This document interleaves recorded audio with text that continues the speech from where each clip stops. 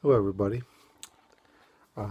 This is a video that I've been wanting to make for a long time. I think it's a point I've been trying to make, I should say, that for a very long time. And this is coming from my own house, if you will. Uh, I want to speak about white privilege, the idea of white heterosexual male privilege, especially. Um, it's an issue that so many people deny even exists, but it's got to be said that it does exist.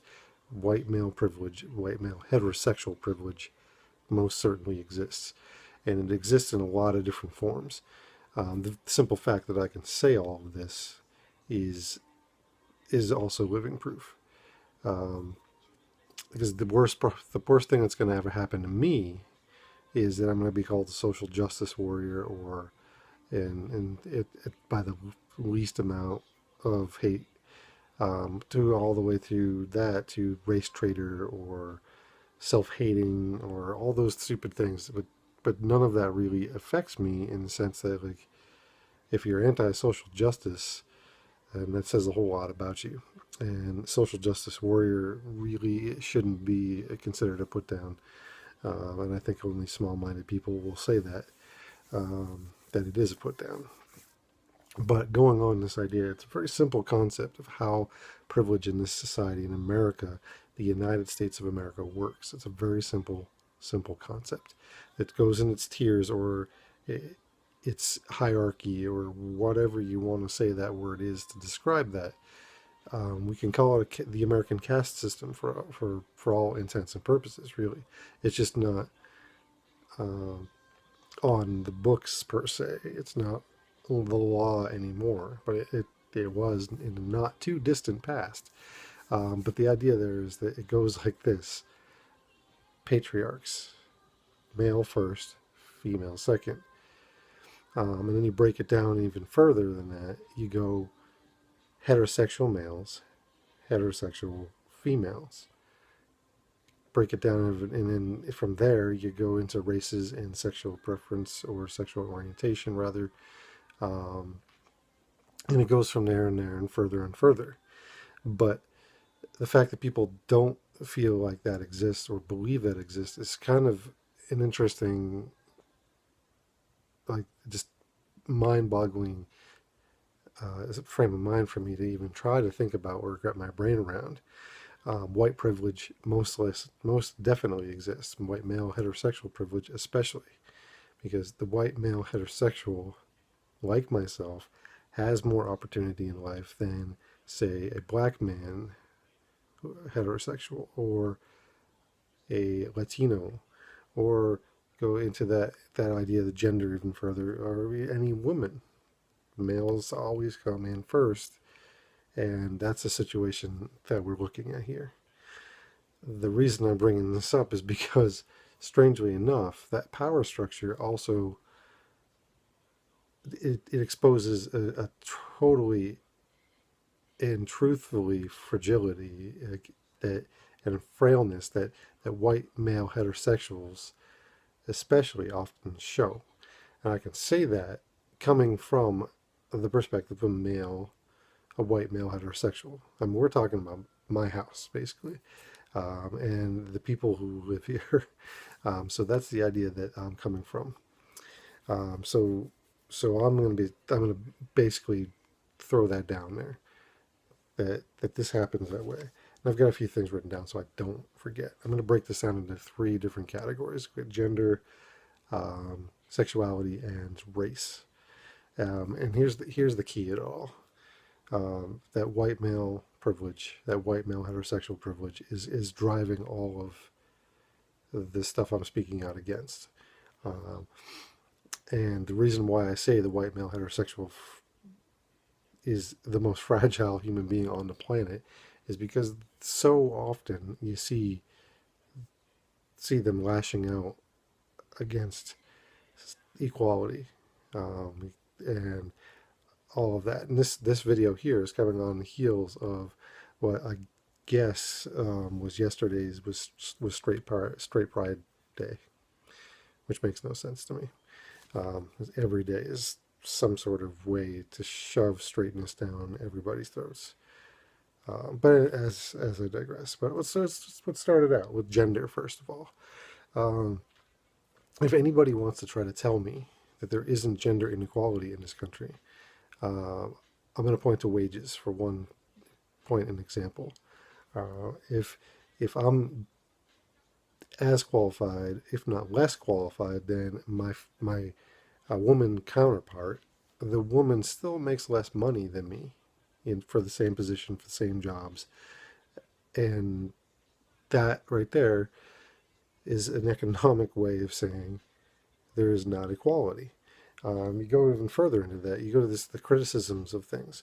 Um, I know that the Democratic frontrunner right now, and the inevitable candidate for president of the United States is Hillary Clinton. I don't see eye to eye with her a lot of the time. Um, I see eye to eye with her on different issues, but I'm not about to go off and call her a bitch or a cunt or any of those types of things. And that's something that I refuse to do. For one, I don't talk to or about or like to hear anything about any woman I know being talked like that. But two, disagreement doesn't dictate all those names.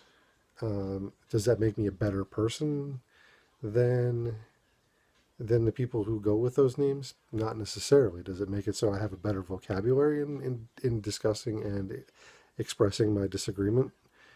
Absolutely. But the key there being is that most people can disagree without those words, and then some people feel it necessary to disagree with those words. And even if you go against um,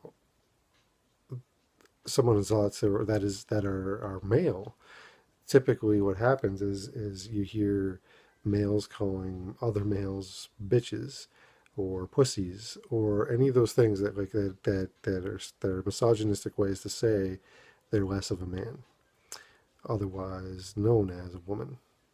So how do you reconcile that? They don't. They just keep going on and double down. Um, but that shows, in gender sense, white male heterosexual fragility and just frailness, that they can't figure out a way to disagree without saying that women are the lesser. All right. Going on here though, sexual orientation, straight Pride Day, whatever bullshit that was yesterday. So a whole bunch of dumbass white male heterosexuals came out and said, why aren't we celebrating straight pride? Well, if you look at the calendar, 365 days, 366 on leap year, a year, 365 days a year are pretty much the white male heterosexual agenda. You see it on TV, you hear it in music, you see it all over pop culture. You see it all over the American culture. White male heterosexuals are pretty much, without even wanting to bother to find a better word to say it, in charge. So what? We have a Pride Day for the LGBT community.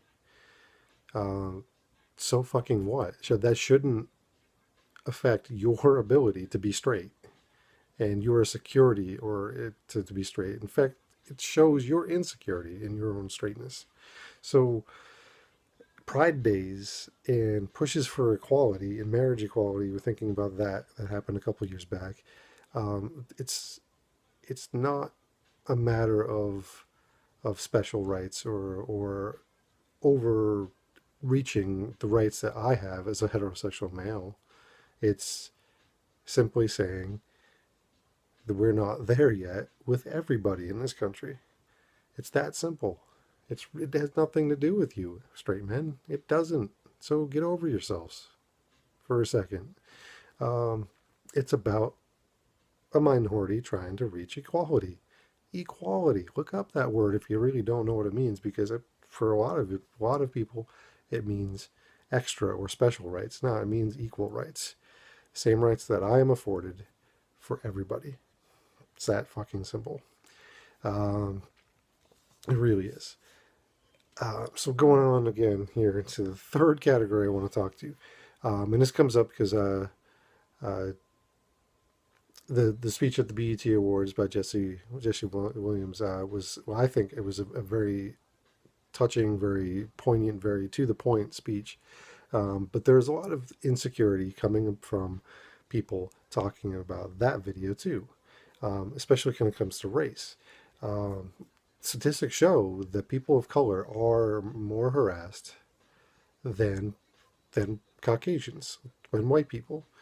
Statistics are showing that. We're seeing it in the Fed report on Ferguson and in Baltimore, California, in places like Los Angeles, like New York City. I mean, I can name the names that we can talk about, but I think we all know a lot of the people who have seen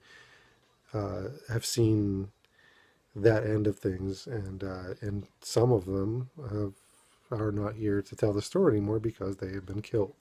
So the fact of the matter is that uh, that speech, this video here is all about that too, because like it's like because this whole white heterosexual male like fragile like status, basically like we're so fragile that we can't accept that when someone says Black Lives Matter, that doesn't make our lives any mean any less or matter any less.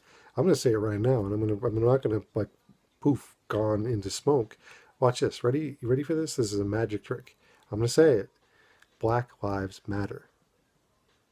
Did I disappear? Was I struck by lightning? Did my life matter less? No, it didn't. My life still matters. So for that matter, if I'm going to go on to a little bit, this is if your response to Black Lives Matter is all lives matter, it's the burden of proof is on you. You need to prove it. Because if you're going to say all lives matter as a response to Black Lives Matter, then you need to understand and recognize and speak out against Black lives being targeted by law enforcement and other forms of systematic and institutionalized racism. That's what it means to say all lives matter, or what it should mean to say all lives matter. So in that case, you would speak out against the endless amounts of gun murders in this country, or gun crimes in this country. You would speak out against the gender inequalities in this country. So it all kind of comes back to that. So if you're going to say all lives matter, you're going to stick up for women's rights. You're going to step up for LGBT rights. You're going to stick up for Black rights, Latino rights, and other people of color's rights. It really goes to that. So yes, the most fragile human being on this planet is the white male heterosexual American. Um, because somehow, despite the fact that other people are actually suffering, us white heterosexual guys try to figure out a way to make it all about us. And I'm saying that because I'm living in this house and I'm watching other white male heterosexuals being absolute fucking crybabies and trying to turn it around to be it all about them. But it's not. If we're going to live on this planet as human beings and we're going to live in this country as fellow Americans, we have to accept the fact that we all come with differences.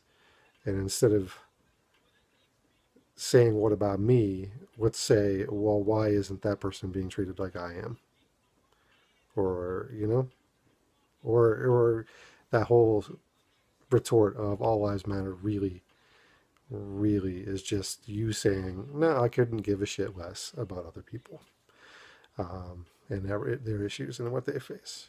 So that's about it. That's it. I'm coming up to my 15-minute limit, trying to fight this whole fragility and frailty of the white male heterosexual. And that's all I've got for tonight. Hope this finds you all well. All right. That's all I got. One love.